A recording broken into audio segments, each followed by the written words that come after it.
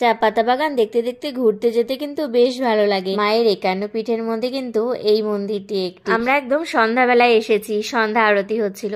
এখানে মায়ের বা পাটা পড়েছিল, এই যে এখানে রাখা আছে। হ্যালো বন্ধুরা, আজকের ব্লগটি এখান থেকে শুরু করছি। কেমন আছো তোমরা সবাই? আশা করছি সবাই খুব ভালো আছো। হঠাৎ করে এই বিকেলবেলা আমাদের একটা ঘোরার প্ল্যান হয়ে গেল। আমিও কিন্তু সেই মতো একদম রেডি হয়ে গেছি। এখন কিন্তু এই 4টের মতো বাজে।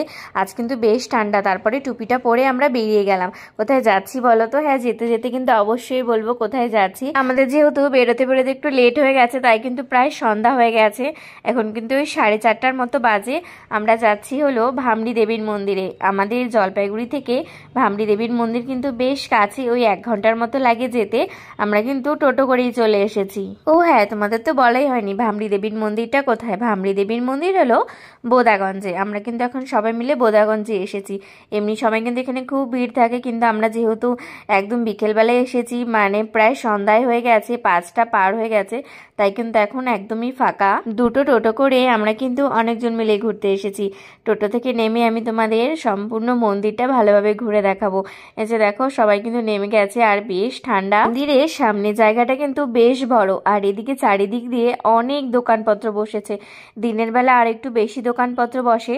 চলো তাহলে এবার ভেতরে যাই। এই যে ভামড়ি দেবীর মানসপুত্র সতীর 51 পীঠ, এখানে মায়ের বা পা পড়েছিল। এখানে একটা ঘন্টা আছে, আর অনেক দূরে কিন্তু মন্দিরটার সামনে অনেকটাই সিঁড়ি আছে। চলো তাহলে আস্তে আস্তে ভেতরের দিকে যাই আমরা। আমাদের আসতে কিন্তু অনেক লেট হয়ে গেছে। মন্দিরে এখন সন্ধ্যা আরতি হচ্ছে।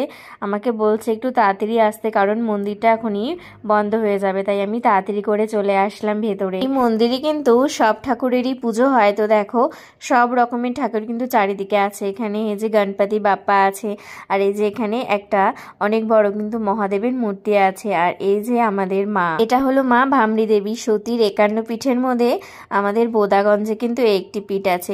আর যেখানে মায়ের বা পা পড়েছিল, চলো এবার সেখানে যাই। এই যে দেখো, এখানেই কিন্তু মায়ের বা পাটা পড়েছিল, তাই এখানে একটা মন্দির করেছে। ভেতরে তো ঘুরে নিয়েছি, এবার একটু বাইরেটা ঘুরে আসি। এই যে দেখো, এখানে কিন্তু অনেক ঠাকুর আছে। যে মা মনসা দেবী আছে, সব রকমেরই আছে।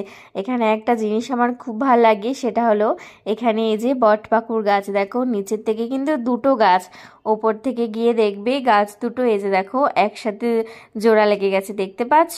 আজ অন্ধকার হয়ে গেছে জন্য খুব বেশি একটা সময় আমরা থাকতেও পারলাম না আর ঘুরতেও পারলাম না। অন্য একদিন আসবো। আমরা এখন বাড়ি চলে যাব। ভিডিওটি তাহলে এখানেই শেষ করছি। কেমন লাগলো অবশ্যই কিন্তু জানিও। বাই বাই বন্ধুরা, নেক্সট ভিডিওতে দেখা হবে।